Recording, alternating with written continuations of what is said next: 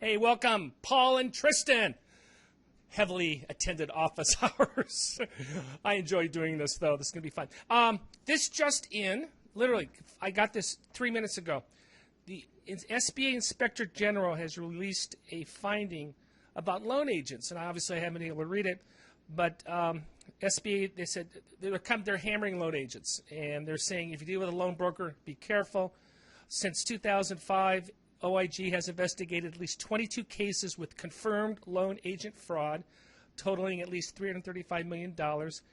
And you are going to be required to do something with loan agents. I mean, they've been hammering the agency about this for a long while. I suspect that there will be some sort of underwriter of loan agents as you do appraisers. So, news flash. Welcome, week 2. I appreciate your feedback. I know that Ruben's going to be watching this later, so let's get into it. I got a couple poll questions, and since there's only 2 of you, we'll figure out how that will skew the numbers. And I asked this question. You don't have to agree with me. I just want to know if you agree with me that character is the first C. There's nothing wrong with the no answer.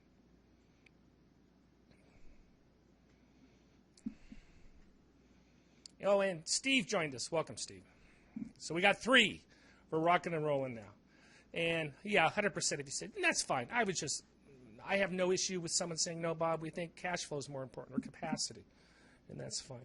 If an SBA borrower is indicted for lying, it is usually for failing to disclose past criminal offenses. True or false? Because they do go after the borrowers. The general theme is early defaults where there's a loss, and it is easy to get them caught lying. They're all caught for lying. I found it's usually for failing to disclose past criminal offenses. That's the easiest low-hanging fruit for the U.S. attorney. So my follow-up question is, SBA 1 will allow the borrower to complete the 1919 electronically. You don't know this. I just want to, if you've read something about it or I've talked about it, what do you think? Good for you. 100% say 100%. Yep, you're all right. And then this is really the crux of the issue. Is it a best practice for the BDO to walk the applicant through the SBA Form 1919? Obviously, I think it is. And I do not believe the closer should do it. I don't believe the underwriter should do it. I believe the BDO should sit down with the borrower. It is a fairly complicated form. There's questions, especially if you're dealing with a language issue. And I just encourage you, when they talk about criminal offenses and you're telling them how to do that, to encourage them to answer that truthfully. That's where they get in trouble. I think this is a best practice. I believe it makes you a better steward of the application process. I believe that is a BDO function, and you'll be able to do it electronically, and that could be interesting. I wanted to hammer home the 1919. I wanted to hammer home the 1920. I want you to read them. I want you to clearly understand what's in that. Now, the 1919 and 1920 obviously will be modified as we become more familiar with SBA 1, but it's going to be the same information, the same questions. And if something comes up and you're able to catch it in the 1919 and go, oh, that's an ineligible loan, it saves you time, it saves the borrower time, it saves the bank time. I encourage you, as I said, to read that 1920 to clearly understand what's in there, to clearly understand why SBA is asking those questions. So that's why I spent a lot of time hammering on that. Let's see. Let me go to Paul's question first. It says, please discuss what standards recommended in order to establish loan amount based on projected sales. Elaborate the documentation to be provided as well. Paul, see, this is where you become the artist. There's no standard. It's a combination of what you feel is prudent. You are guided by the standard of, we need to give this person enough money, and they need to have enough capital to operate for what? 18 months. So if there's a standard, that's what the standard is.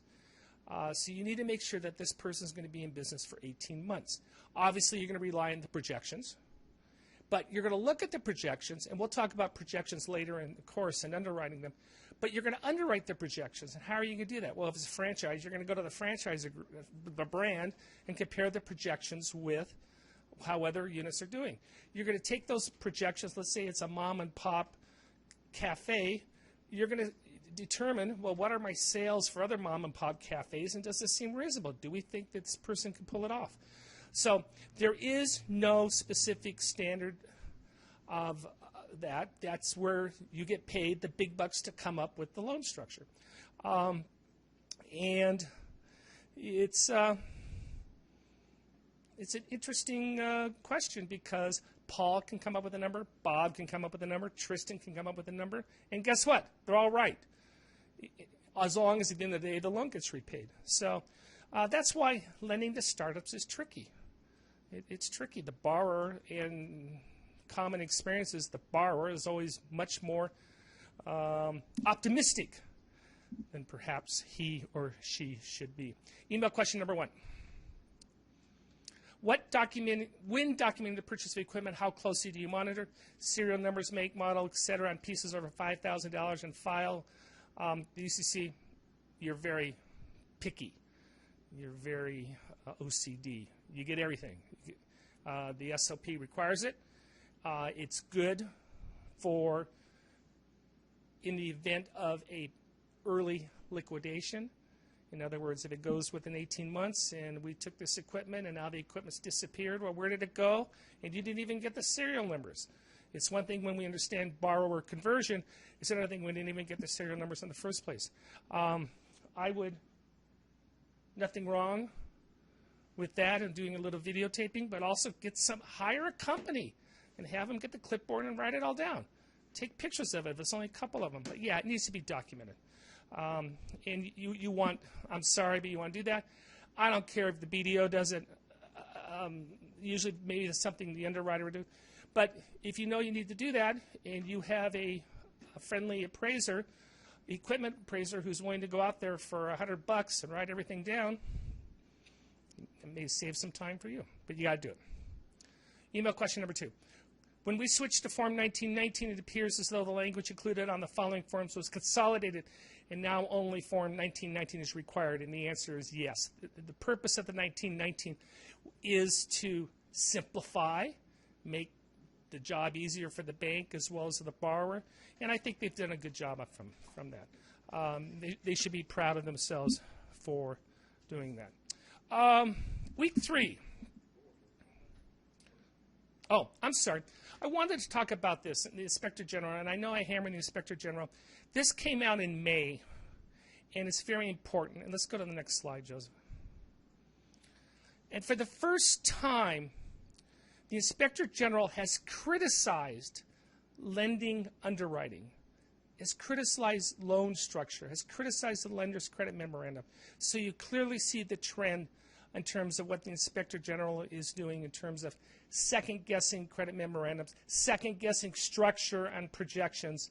And therefore, to be prudent, now always ask that question, does this make sense?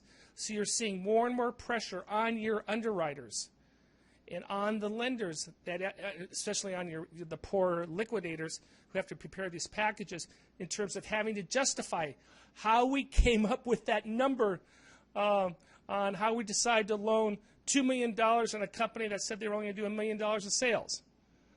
Does that make sense?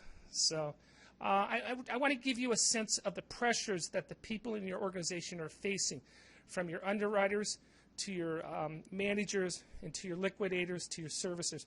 As the BDO, you will have very little interaction with the SBA. But I want you to understand the pressures SBA is putting on your people. And the better sensitivity that you have to that, the better business development officer you'll be, because you're not going to pursue deals that don't make sense. I mean, I don't expect you to be a seasoned underwriter, but if we're opening up mom and pop's corner diner, and we say we think that property is worth $1 million, and the property across the street is only worth $250,000, and we're going to give them $1 million, it doesn't make sense. Become an expert in your market, whether it's geographic, industry, but become an expert in what these properties are worth. Talk to the appraisals. When you see the for sale signs, and guess what? Zillow. You can Google this stuff. So that's my advice. That's my advice to you is the more information you can soak in, the better you're going to do. Week 3. We're going to get into Gray's dry cleaning. Let me tell you about Gray's. Sam Gray, 75-year-old, lives in a little rundown section of town, and he actually lives in the second floor above his store. He's an icon. Everyone knows him. The mayor, the law partners, they all use his services. And he just decided it's time to retire. He's going to sell it to John Wong. John Wong's an immigrant. First generation immigrant from Hong Kong. So we have some issues. This screams out equity injection verification. And as the BDO, I feel very strongly that it's your job to verify that. Do not wait until it goes to the loan closer to verify it, because you want to make sure that that money is real. And that's one of the first questions. John, where's the money coming from? And if he says, oh, it's my aunt and uncle from Hong Kong, and and I've said before, I've been to Hong Kong. Guess what? They have skyscrapers. They have banks. They have the internet. We can get those statements. He goes, it's going to be, we're going to wire it. Don't worry about it. Worry about it. So in this case, we do provide that John's providing 3 months worth of verification from his parents in his Charles Schwab account showing $500,000. And I think we go back 4 months. That is equity injection verification. We know the money's coming from. I talked about loan agent fraud. The classic fraud is the money's funded, then it comes in the next day as documentation of equity injection. So show me the money. Show me the cash. So that's a fun little case study. You get to structure it. It's a BDO. I've encouraged you. In fact, I just read from my last class in running class, I read a sample credit memo. I'd love to have you write it up and send it to me, but that's, excuse me, that is optional. I've given you some information. Obviously, we're going to talk about basic financial information. I go into revenues. I go into the numbers, and I think that's a useful exercise for you as the BDO. You do not need to be as sophisticated as underwriters, but this gives you a nice overview. For a while, we were doing underwriting guides. We no longer do them. Guess why? They didn't sell. But I gave you some information from the dry cleanings. Today, with the internet, there's a wealth of information that you can determine on what's happening in this industry. And that's it. Do we have any questions, Joseph? I hope you're enjoying the course. I've talked to all of you. Tristan, you should all be signed up for Tuesday, where I'm going to talk about cash flow.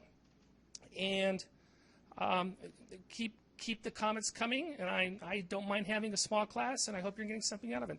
Enjoy the weekend. Talk to you next Friday. Actually, I'll talk to you Tuesday.